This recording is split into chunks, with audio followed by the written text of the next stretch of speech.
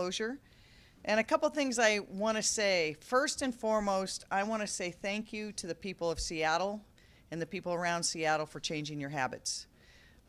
This morning went relatively smoothly. I am briefed every morning, every afternoon, every evening, and have been for a while. And I think everyone can be thankful that today went well. And what we saw was people actually made a decision to travel differently. The use of the water taxi increased significantly. And I want to thank the people that did it. I want to tell the people who didn't, you missed out. It's not too late. Go tomorrow morning. There's still capacity on the water taxi. We're seeing that there's increased use of transit, increased use of light rail. People really are changing their habits. But growing up here, I've seen it can go in waves. And I want to tell people, don't think that today went well, so tomorrow you can go back to your usual way to travel. Don't do it. This is going to be for 3 weeks at least, that we have to change how we travel to and from and around the city. So I think we are really appreciate everybody who changed and made room either on transit or on the roads for others. And we saw people, we heard from people both on social media and through our response and emailing us that people worked from home if they could. More people are working on flex time, including people at the City of Seattle. People biked, they hopped on transit, they went to light rail, they walked. And especially, I think the most important thing is people getting out of those single occupancy vehicles. At the end of the day, the city will do everything it can to plan for every contingency. And you're going to hear from some of my partners up here who we've done that, but SDOT and the Seattle Department of Transportation. This morning I was able to visit 3 of the command centers we have up and running for different things. One for the over operations of traffic, the second for incident, and the third is for fire response, just to make sure that folks really were talking to each other, that we were working together. And I will say that all my years of working in and around public policy here in the City of Seattle, I have never seen partnerships like I've seen through this process. The county, the city, the Washington State Department of Transportation, Sound Transit, Fire, our community transit partners, everyone really is working together and communicating in real time. We had a bus breakdown this morning up near Ballard. It was cleared in a very short period of time. We had a rollover accident in the south. We were able to clear that. So we are really focused on protecting public safety, on keeping things moving. I want to thank again all of our partners who have worked so hard. But I want to say, please keep it up. This was the first morning of a 3-week period of time at a minimum that we're going to have to really change our habits. Everyone still has to get home safely, and then tomorrow morning we got to get up and do the same thing. So again, if you can flex when you come in, do it. If you can get to transit or to light rail, please do it. If you can get to the water taxi, or if you can carpool, if you can work from home, use all of those options, because we are in this for the long haul, not the short haul. This is not a sprint, it's a marathon. And with that, I want to turn it over to Heather Marks from the Seattle Department of Transportation, who has a few words to say. And at the end of all of us talking, I'll take some questions if you have it. Heather? Thank you, Mayor Durkan, and thanks everyone for being here today. So this morning's commute ranged from light to moderate traffic conditions. We saw some expected eastbound backups on the West Seattle Bridge, but that was mostly cleared out by about 8 o'clock. We've expanded parking restrictions on Airport Way in response to some conditions we saw out there. So everyone, please do pay attention to the signage, because we are not going to be shy about citations and towing. Our maintenance folks last night were out salting the roads in preparation for some frosty temperatures this morning. We're going to do that again tonight because we expect that it's going to be chilly. SDOT is going to continue to monitor and manage traffic patterns and adjust signal timing as appropriate. In fact, we did some of that in real time this morning when the mayor was visiting the Transportation Operations Center. We noticed that there was some thickening traffic on northbound First Avenue, and so we increased the signal time. Uniformed police officers are going to be at key transit intersections, and SDOT strongly encourages everyone to do what you did today, tomorrow morning. Leave earlier for the ride home. Avoid driving if at all possible. Use a flexible work schedule if that is an opportunity for you, and make sure that you're making a plan if you're going to use a heavily traveled corridor.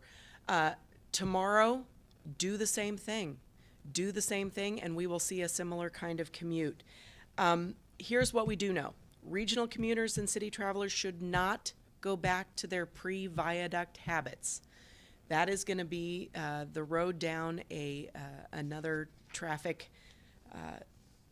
problem.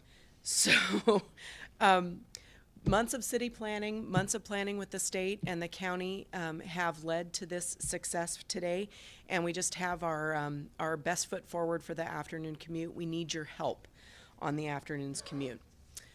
We want to thank everybody for your good work this morning, and like I've said before, we really count on the decisions of the 250,000 folks who come in to downtown for work and for appointments, making a good decision. And this morning you all made good decisions, so keep it up. I'd like to turn it over to Dave Sowers, the Deputy Program Administrator for the Alaskan Way Viaduct Replacement Program. All right, thank you. I just have a few quick comments. These ladies did such a great job of stealing all my good talking points.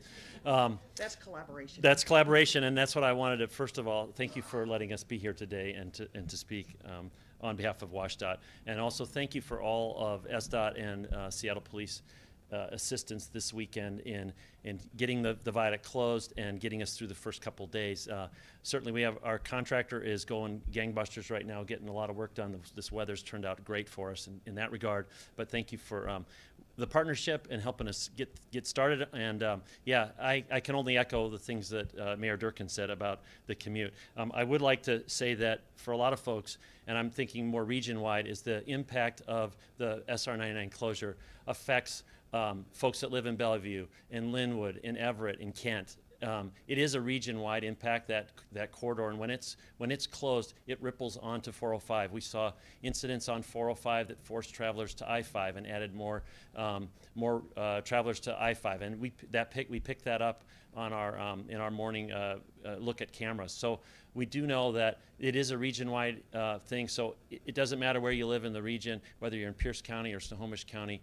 Plan ahead. Give yourself extra time to get to work. Think about alternative modes of transportation. And like Heather said so eloquently, we'll get through it. We all know that traffic does vary day to day, and certainly we all know that when it starts to rain, things change dramatically too.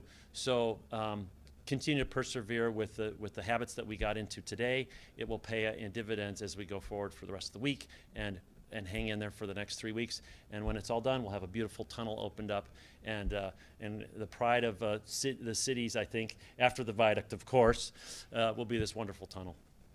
Thank you, Mayor Durkan.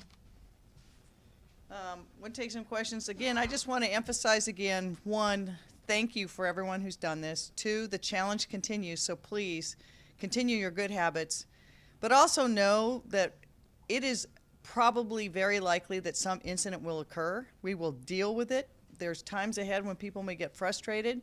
When we get through this period, the tunnel's going to be great, but the waterfront's going to be better. How's that? We're going to have this amazing waterfront in the city of Seattle, a 20-acre park that the generations in the future will thank us for. But to get there, like anything else that's worth having, it's going to take a lot of work to get there. So with that, any questions? Mayor, you mentioned the likelihood that people could go back to their old habits. What makes you think that that could happen? You know, we've all seen these types of closures before where the first couple days everyone does what they're supposed to do. Then they look and they say, hey, it wasn't that bad. So they all jump in their cars again. And suddenly it's that bad. That's what I'm really urging people not to do. Whatever you did this morning, do it again. And for those of you who didn't do it, try it. We can only make the commute better, so let's do that. But we've seen that kind of that ebb and flow before, and that is a disaster for not only worse traffic, but remember, we really are trying to maximize public safety here. And one of the reasons I went to the fire center this morning was to make sure that we had plans and contingencies for if and when there is an incident, we can get police and fire to that place. So again, we've seen it before. People did great this morning. I really want to thank people, but let's stick with it. Morris, did you say there's about 250,000 people coming into the city on a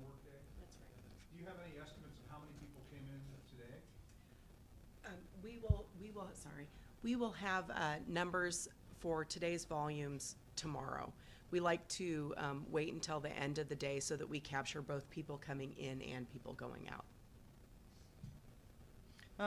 And I think the other thing that's really important to note is that ripple effect is true. So if you're watching this at home and you live in Bellevue or Renton or Kent or Everett and you think that's a Seattle problem, it's not. We're tied together as a region now. Some of the heaviest traffic this morning ended up being on 167. And as people know, that is a very travel-heavy road. And with people trying to get to Seattle earlier, I think the flex time, it made those traffic patterns different than they had been before. That resulted in some slowdowns and inconvenience for people. We saw that also 405 has been impacted in previous closures. So we're all in this together. Let's keep it up. Let's keep doing the really good habits that we did this morning, and we'll make it through. Thank you very much.